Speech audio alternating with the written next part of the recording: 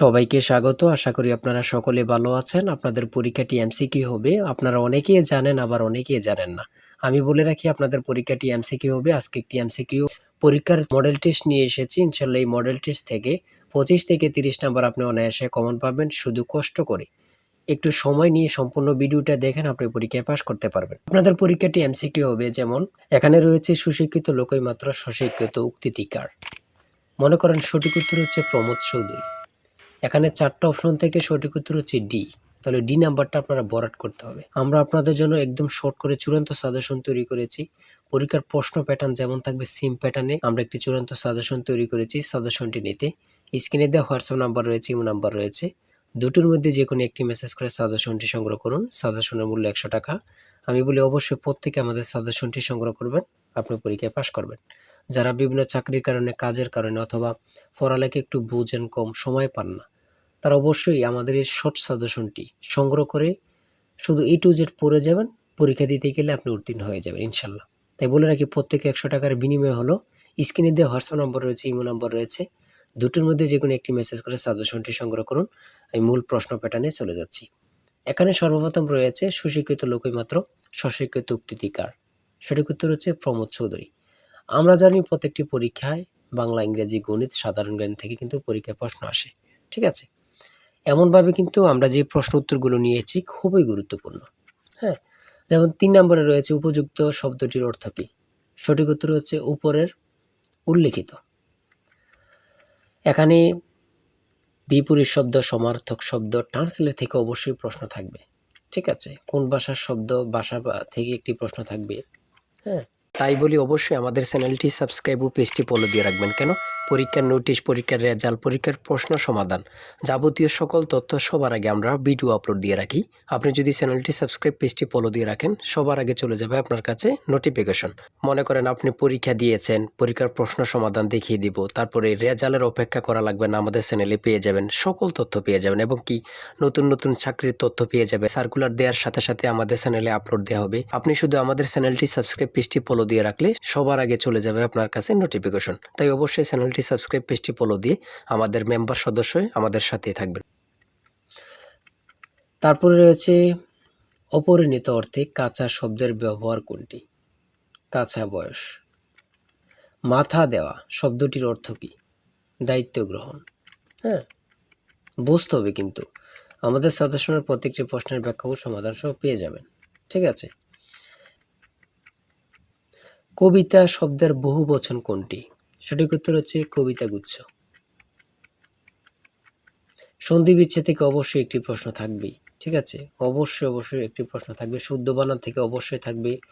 ছন্দনাম থেকে অবশ্যই থাকবে। যেমন 18 নাম্বার রয়েছে বীরবল, কার ছন্দনাম? সেটা হচ্ছে প্রমোদ চৌধুরী। আমার মনে হয় কত পরীক্ষা যে আসছে আল্লাহ ছাড়া কেউ জানে না। ঠিক আছে, অনেক পরীক্ষা আসে এই প্রশ্নগুলো।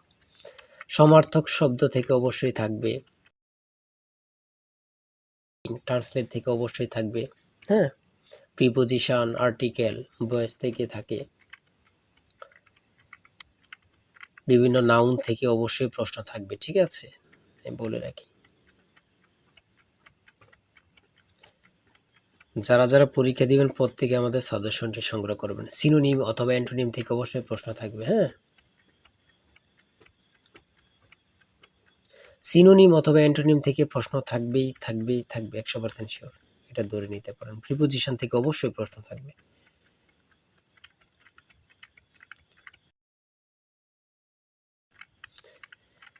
বাংলাদেশের সুপ্রিম কোর্ট মোট কয়টি বিভাগে অথবা বিভাগ নিয়ে গঠিত? সঠিক উত্তর হচ্ছে 2টি।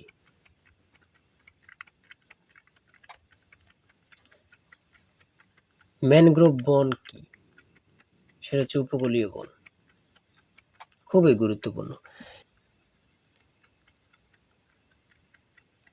বাংলাদেশকে স্বীকৃতি দানকারী প্রথম আরব দেশ কোনটি? খুবই গুরুত্বপূর্ণ, ইরাক।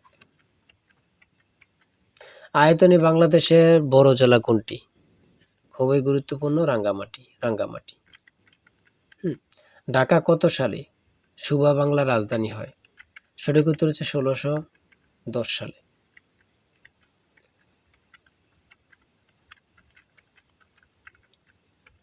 স্বাধীন বাংলাদেশ এ পর্যন্ত কতটি আদমশুমারি অনুষ্ঠিত হয়েছে? বিভিন্ন সদর দপ্তর থেকে একটি প্রশ্ন অবশ্যই থাকবে। বাংলাদেশের সর্বোচ্চ জাতীয় বেসামরিক পদক কোনটি? স্বাধীনতা পদক। ও এখানে আবার থাকতে পারে বাংলাদেশের সর্বোচ্চ জাতীয় পদক কোনটি? স্বাধীনতা পদকই হবে। ঠিক আছে? একটা প্রশ্ন দেখা যাচ্ছে একই প্রশ্ন, কিন্তু এটারে একটু ঘুরিয়ে ফিরিয়ে দেওয়ার কারণে আমরা অনেকেই বুঝতে পারি না। হ্যাঁ? ঘুরিয়ে ফিরিয়ে দিলেই কিন্তু আমরা অনেকেই বুঝতে পারি না। এটি কিন্তু আমাদের একটা বড় সমস্যা। একটি সংখ্যা ২২০ থেকে যত বড়, ৪৯০ থেকে তত ছোট। সংখ্যাটি কত? এই ২টা সংখ্যা যোগ দিয়ে ২ দিয়ে ভাগ দিলে কিন্তু বাইর হয়ে যায়। ২টা সংখ্যা যোগ দিয়ে ২ দিয়ে ভাগ দিবেন, বের হয়ে যাবে। হ্যাঁ? একদম ইজি, যদি বোঝেন ইজি, আর না বুঝলে তো কঠিন হবেই, ঠিক না? যারা প্রথম পরীক্ষা দিবেন তাদের জন্য একটু কঠিন।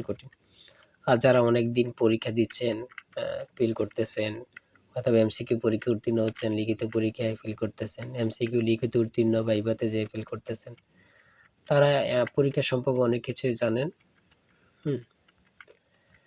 তাই বলে রাখি আজকের ভিডিও এই পর্যন্তই। ঠিক আছে? আজকে ৮০টি এমসিকিউ নিয়ে আলোচনা করেছি। আমাদের আমাদের চ্যানেলে কিন্তু আমাদের পেজে অনেক ভিডিও দেয়া আছে। আপনারা ওখান থেকে দেখে আসতে পারেন। আর এখান থেকে ওখান থেকে না দেখে আমাদের চ্যানেলটি সাবস্ক্রাইব ও পেজটি ফলো দিয়ে রাখেন। ভিডিও আপলোড দেওয়ার সাথে সাথে চলে যাবে আপনার কাছে নোটিফিকেশন। আপনি অনেক তথ্য পেয়ে যাবেন। আর আমাদের সাজেশনটি সংগ্রহ করে রাখেন। ইনশাআল্লাহ আপনি পরীক্ষা উত্তীর্ণ হয়ে যাবেন। আমাদের সাজেশনটি নিতে স্ক্রিনে দেওয়া হোয়াটসঅ্যাপ নম্বর রয়েছে। এটা হোয়াটসঅ্যাপ অথবা ইমো নাম্বার, যেকোনো একটি মেসেজ করেন, আমাদের সাজেশনটি সংগ্রহ করতে পারবেন। ইনশাআল্লাহ সাজেশনটি পরীক্ষা দিতে গেলে আপনি উত্তীর্ণ হয়ে যাবেন। সবাই ভালো থাকবেন, সুস্থ থাকবেন। আর আপনার যে কোনো সমস্যা কমেন্টে লিখুন। আল্লাহ হাফেজ।